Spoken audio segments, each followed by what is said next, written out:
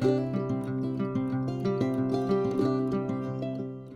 there, I'm Tara from Wild Bird Farm. I garden here in Zone 5 in central Iowa. Today we're going to be talking about one of my least favorite topics, and that's pests and pest control, specifically Japanese beetles.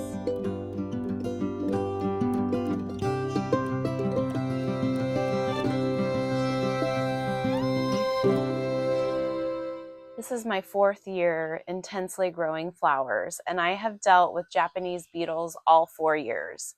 So let's talk a little bit about what I've tried in past years, and then we'll walk out to the annual row and I'll show you what I'm trialing this year. I probably don't have the full history, but from what I've read, Japanese beetles were brought over to combat some other garden pest. And they multiplied like crazy, and now they're a huge problem here. I know in the Midwest we have a lot of them, and I've heard in the South. I'm not sure if they've made it all the way over to the West Coast yet. If you struggle with these, be sure to let me know below. So a brief history of what we've done to battle these bugs is the first year we got those Japanese beetle traps, the bright yellow bags that have a scent that draws them in. Well, we made the mistake of putting that right by our vegetable patch. We had a lot of raspberries and they were absolutely decimating those crops. Well, if you've used the bags or you've done any research, you know that you want to put those bags far, far away from your actual produce or flowers. That was a mistake on year 1. We were filling up a gigantic bag every day. Sometimes I had to change it more than once a day. By doing that, I think we brought in a lot of the Japanese beetles to our area. Now we are surrounded by commercial fields. So generally there's corn. Every 3 years they put beans. This is a beans year, and I don't have any proof of this, but I'm pretty sure Japanese beetles like corn better. So I'm hoping for a little bit more mild year on the beetle front. But we are just at the 1st of July and I've already seen them. We already have a decent amount. They love to go after our birch trees. As I mentioned, we finally ripped out our raspberries because we were never able to pick them. Back in the early years, we did spray with 7, which we're going more organic now, so I'm not spraying any of that out by the fruits and vegetables. Milky spore, we've applied that several seasons. I applied it 1 year in the fall, and then just this past spring, just a couple months ago, I did another application. I do think milky spore works. That attacks the grubs, which are their pre-beetle stage in your ground. I think also I've read that certain types of ducks will dig in and get grubs, so that might be a good option as well. So I'm going to keep up with the milky spore. I'm going to put it down again this fall. I kind of laxed on that treatment, and I didn't do it for a couple years, but I'm going to get back to that.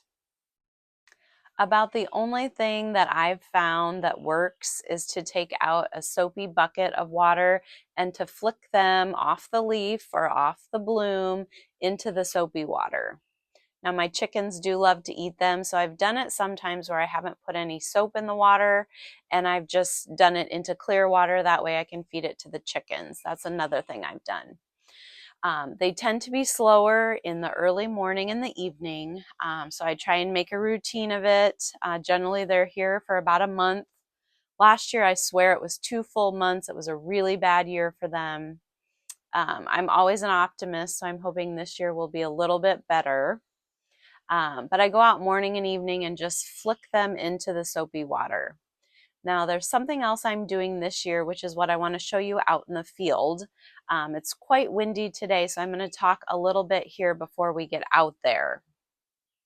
I bought some bird netting, and it's 10 feet wide by 30 feet long. My rows are 25 feet, so this covers them well.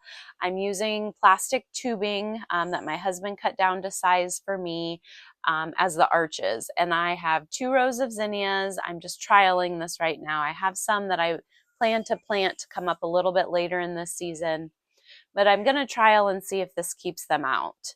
Now, the one thing I don't want to do is I don't want to move them from the zinnias to the dahlias. I have some anise hyssop out there. They really tend to like that. That's in the back of my garden bed. I'm not picking it anymore this time of year.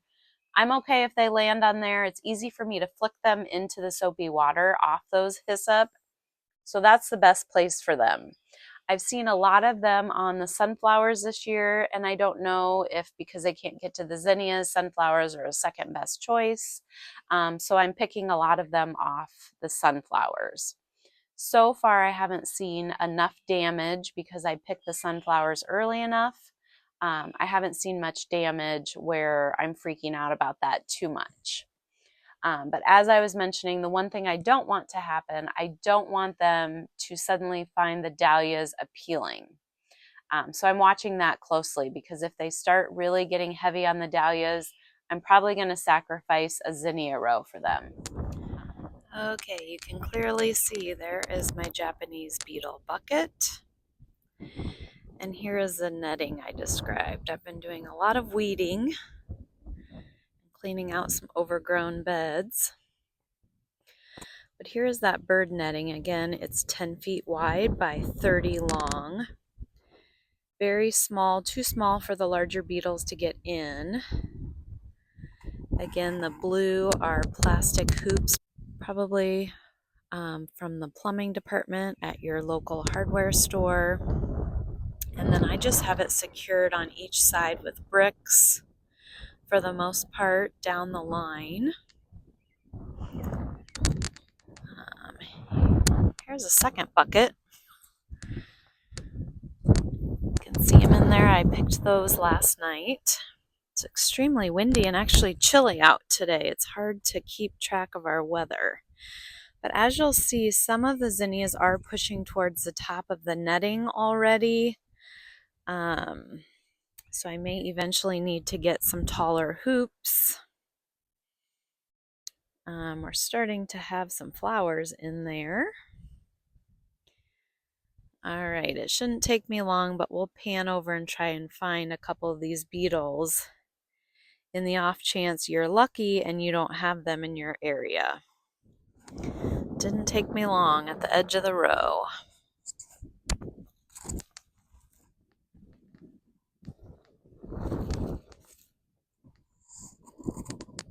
You can see they are enjoying the sunflowers. Not near as much damage as what I've seen in prior years on the zinnias, though.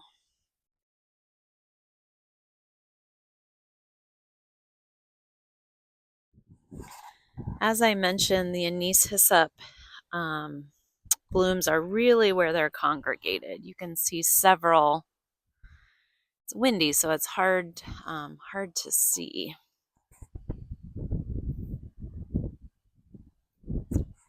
And my camera's not wanting to focus, but they're definitely over here more so than I've seen elsewhere. As I mentioned, it might be a banner year. At least it's starting out looking like it might be a banner year for the dahlias. So I'm keeping a close eye, making sure that those beetles aren't migrating over here. I have seen a couple, but it's just been sporadic, and really they haven't bugged the blooms yet. So that's my early season update. Again, it's not even time for the bulk of the Japanese beetles yet, but so far this is working well. And even if I can kind of discourage more from coming in because these zinnias aren't available, I would say that's a win. One more thing I want to mention, and I think it's worth looking into, and I know I plan to look into it more, is the brick spore. And from what I've read just briefly on this, of course, the health of your plant matters. Beetles and other pests are going to go more towards unhealthy plants than super healthy plants. But if you test your brick score of your plant, you can add a diluted molasses solution. I believe you can do a soil drench, or you can apply it as a foliar feed. That's what I need to look into more, as well as the ratios. But molasses will raise that brick score, which is essentially the sugar content in your plants.